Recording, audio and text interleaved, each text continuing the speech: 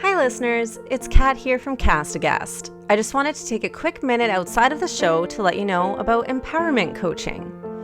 I know this is probably confusing a lot of people right now. Outside of telling you about true crime, I work as a life coach, helping others achieve their goals, break down barriers, eliminate limiting beliefs, or anything else a person may need guidance to achieve their most authentic life. The world has been upside down since 2020, and I know a lot of us may be lost, confused, or unsure as to what we want and how to get there. If you think speaking with a life coach may help you, please feel free to contact me at alteregowellness@outlook.com or at alteregowell on Instagram. Okay, now back to our show.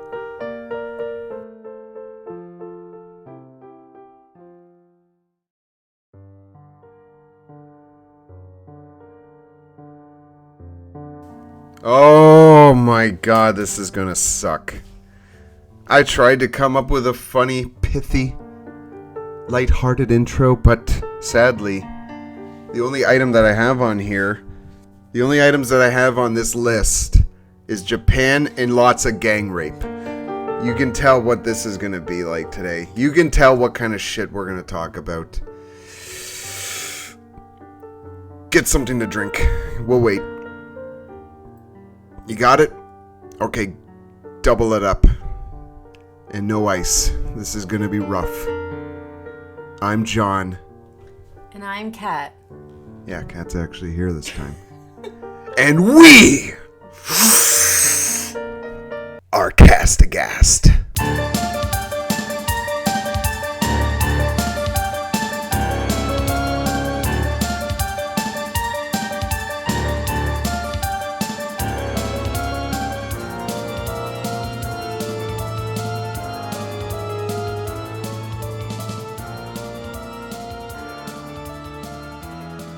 Hello everyone.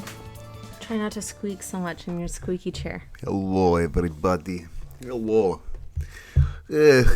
We do podcast. We cast the pod, and we have to. I'm sorry, I can't keep this fucking up. Can you imagine Russian podcasts? Oh, we should listen to them, like in Russian or Russians speaking English. It's like, what crazy true crime we do today? Well, if they're Russian, they're probably doing it in Russian. Eastern European accents are pretty fun. Mm-hmm. Yeah. So, why don't you give us our disclaimer? You can throw everything in the mix in today's disclaimer.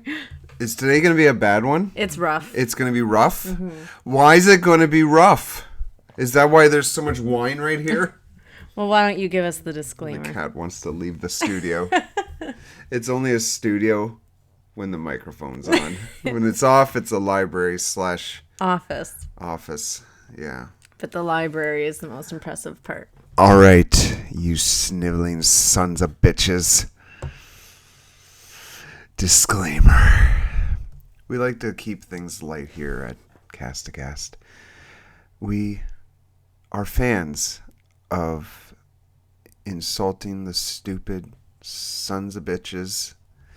We're fans of making fun of the murderers and rapists of the world and those who make their lives easier and their crimes more potent.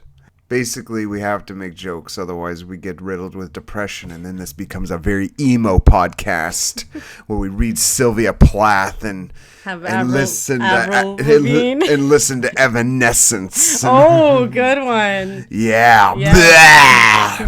So if a lighter touch to your true crime is what you desire, stay, enjoy, grab some alcohol, and we'll have fun. For the rest of you, those of you prudish, sniveling dipshits who wear face masks while walking on the sidewalk to the goddamn grocery store to buy your diaphragm, you guys, you fuckers, can fuck off. Thank you.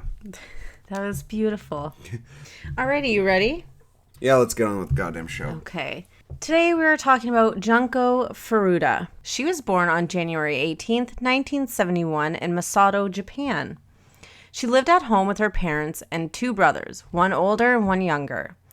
Junko attended Yashio Minami High School And she also worked part-time in a plastic molding factory. She was described as smart, bright, and beautiful in allthat'sinteresting.com. She had the good girl reputation as she didn't drink, smoke, or do drugs. But that reputation didn't stop her from being popular in high school.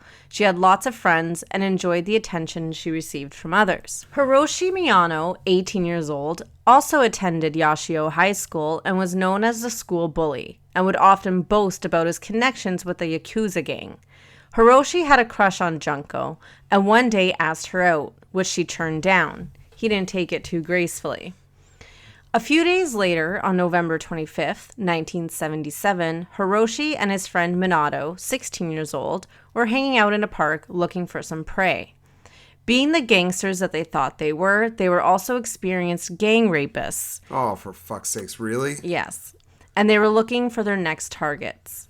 Around 8:30 p.m., they saw Junko riding home from work on her bike. Hiroshi ordered that his friend Minato kick her off the bike and run off, and then Hiroshi would come like a white knight and offer to walk her home safely. She accepted his offer, not knowing that he had more sinister plans. Hiroshi led Junko to a warehouse where he raped her, and then raped her again in a hotel, all while threatening to kill her if she tried anything. Oh, this poor fucking girl. Jeez. That's so fucked. While at the hotel, Hiroshi called his friends Minato, Joe Agura, 17 years old, and Yasushi Watanabe, 17 years old, and told them about Junko while boasting about raping her. Who fucking boasts about rape? Just you wait. Having a history of kidnapping and raping women, the friends asked Hiroshi to keep her so they could come and assault her too. Hiroshi later took Junko to a local park where his friends were waiting. They told Junko they knew where she lived from the notebook in her backpack and that they would murder her entire family if she tried to get away. Oh my god. They took Junko to Minato's house where they all gang raped her. Oh my god, this is so fucked. After her parents had reported Junko missing, they forced her to call them, because it went on the news. They forced her to call them and convince them that she had run away, but that she was safe and with friends. Because they were holding her captive in Minato's home, they forced her to pretend like they were boyfriend and girlfriend whenever his parents were home. Now, the really sick and sad thing about this is that eventually, Minato's parents caught on that she was being held against her will.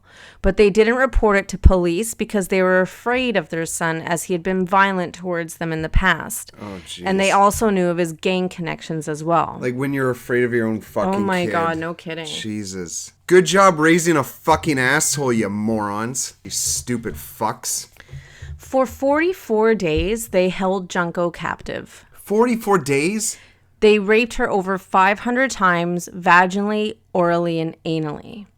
On one occasion, she was raped by 12 men in one day. Holy fuck. They also had other boys and men that they knew come and have their way with her. Oh my fucking god. Yeah. It reminds me of Sylvia Likens. This is awful. So many people involved and not doing anything. Yeah. So we don't normally do trigger warnings, but I did want to give some. But I did want to give one because the next part is pretty gruesome. Let's not call it trigger warning. Let's call it content warning. Okay, content trigger warning. warning just gives me images of fucking blue-haired people crying on university steps. Do you want me to start the sentence over or? No. Okay. I'm just going to add that in. Okay. So you can skip forward 60 seconds or so if you don't want to hear it.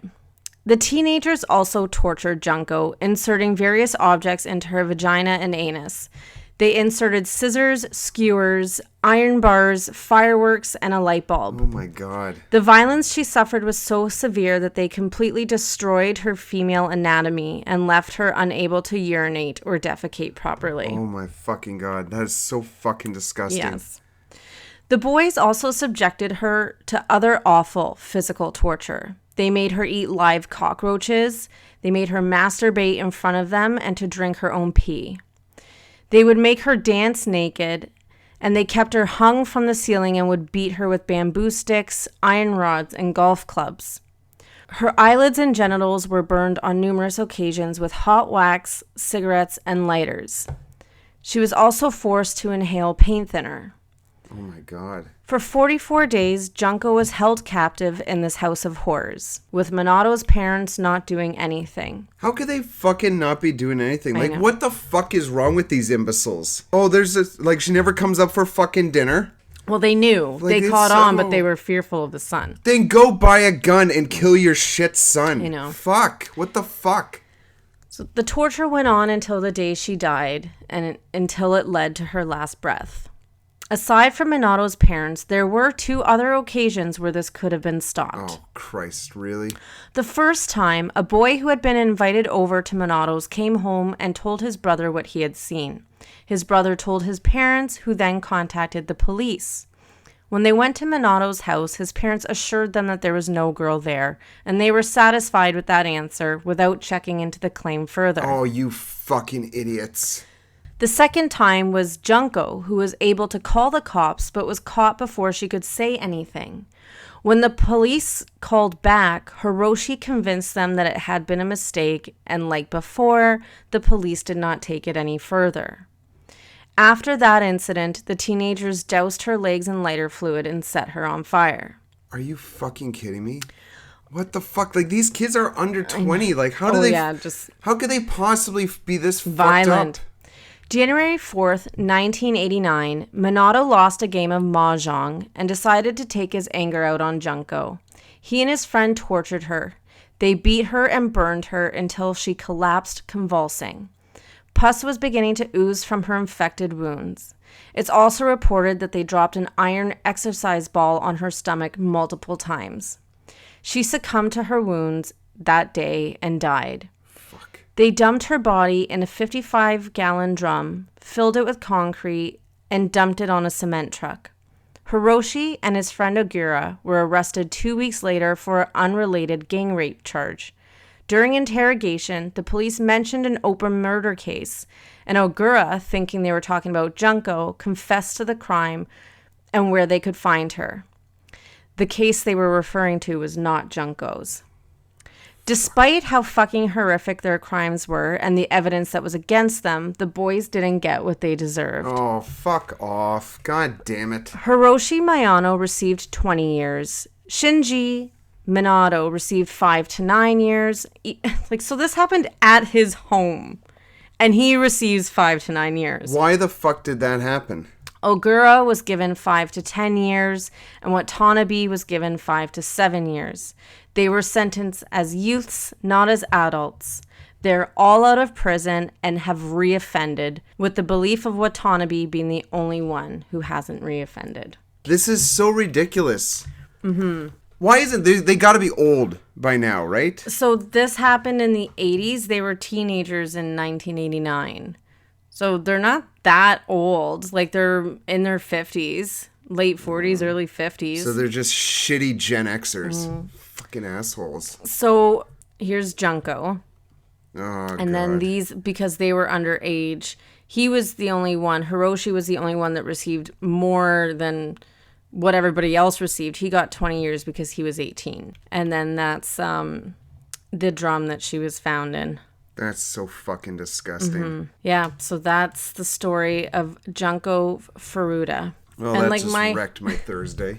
My heart just goes out to her parents, just knowing for 44 days she was just completely beaten and broken. Like, What were they doing during this whole time? searching for their daughter. Like, they reported her missing, but they were able to convince her to call the family and say she had run away. How useless like are these fucking cops? Like, how fucking useless can they possibly be? God, like... I just feel like there was 3. Minato's parents and the 2 situations with the cops. Like, I just feel like this poor girl, can you just imagine finally being able to call 911 yourself, or calling the cops yourself, and you don't get to say anything, but you think maybe they'll send someone out, but no, the fucking asshole that's keeping you captive is able to convince them, no, it's fine, it was a mistake. You know, I feel like this, and the Sylvia Likens thing, I feel like this proves why human trafficking is so prevalent. Because people are so easily swayed into influenced. doing disgusting fucking things. Mm-hmm. If everyone else is like okay with it. Yeah. Fuck, this whole fucking COVID pandemic is a demonstration of how fucking stupid people are and succumb to groupthink. God, it's disgusting. So that wraps up our Man, story. I just hate it when it's not fair. Like, why can't you pick one where they get what they deserve? Like, the fucking... get executed, they're gone. I did that with Miriam Bachmeier. It's just, it sucks that so many of these never end the way they should. Well, no, that's... Like, there honestly, are many stories. There are lots that are out there where justice is served, whether that's life in prison or if it's a death penalty, state or country. But and either or, you know, as long as justice is served in the eyes of the law. But with this was just an abortion of justice. Like nothing. Absolutely ridiculous. And they are just out now living. I would like to know if her family moved, if they relocated, or if they stayed. Because I wouldn't be able to live in the same city. No. And I don't know. I don't know if their gang affiliation is real. But Oh, probably not. Just a bunch of fucking losers. But yeah, that's the story of Junko Furuta. And we'll wrap it up here. Oh, this is a short one. Yeah, it's a short one today. I told you. That's why let's get our recording in today. Yeah, let's do a short and horrible one. This must have been tough for you to fucking... Yeah, it was definitely like hearing anybody being tortured, but just hearing the things that she was... that she had to endure was tough. And I know you'd tell me try not to censor too much, so it was hard to put in like what happened to her female anatomy. Oh God, no kidding. Yeah, we're definitely not a PG-13 podcast. No, I know. We censored a bit with the toy box killer, but I think after this we need another vigilante one. Yeah. I need one with some brutal justice. No, we have our little teaser. We have our Canadian one coming up. Oh yes. That's right. Yeah. I just want brutal justice. And then after that, we also don't have a vigilante one. Oh, God. Mm-hmm. Now all I have to look forward to for the rest of the night is watching some Hermitcraft, maybe playing some Witcher. Yeah. And watching American Horror Story. Oh, God. Because John hasn't seen American Horror Story. No. Can you believe that? No.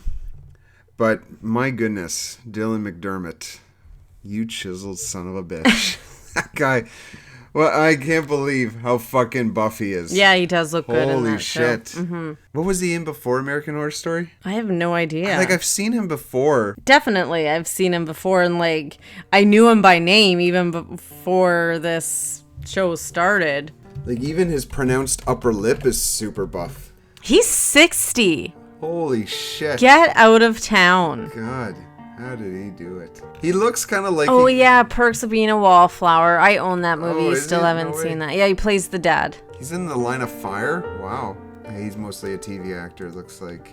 Yeah, American Horror Story. Will and Grace. Oh, yes. Yes, I remember him in Will and Grace. Ally McBeal. Oh, my God. Hamburger Hill. Twister. 1987. He's been acting since 1987. What is he? Since our birth. He must have been a child actor or some shit. What was he? Born 1961? He's 60, so he was in his 30s. Shut up. I don't know things. All right. What do you say we wrap it up? You know what? That made me feel better. We should always end our podcasts on Dylan McDermott. Can we get a nice quote from Dylan McDermott? Type in Dylan McDermott quotes. Oh, fuck, there's actually quotes. Oh my God, there's so many of them. Oh, what's a good one to end on? Oh, here we go. All right, folks. You got a glass in hand? Glass in hand with some nice adult drink? All right. Bring the glass to your lips and wash down this beautiful quote from Dylan McDermott. The Victorian era is the sexiest age for me, but I also like a woman in a pair of jeans. Man, he is... philosophical. Jesus, Henry Christ. Fucking favorite this page. This is... We got 6 years worth of goddamn fucking quotes. I'm in incognito mode. Oh, you fuck. All right, we'll remember. There, I added a bookmark. You know it's awkward when you favorite in incognito mode. It just disappears anyways. Does it? Okay. Well, I think we found a new tradition. Okay. Thanks for listening, folks, and fucking crawling through that pile of steaming shit. Drink up. Have a lovely, lovely week, and we'll catch you next time. Bye-bye. Bye-bye. Ta-ta. You can check us out on YouTube at Catam Concoction. That's CATAM CONCOCTION. And on Instagram at cast_Aghast. Remember, there's a silent H.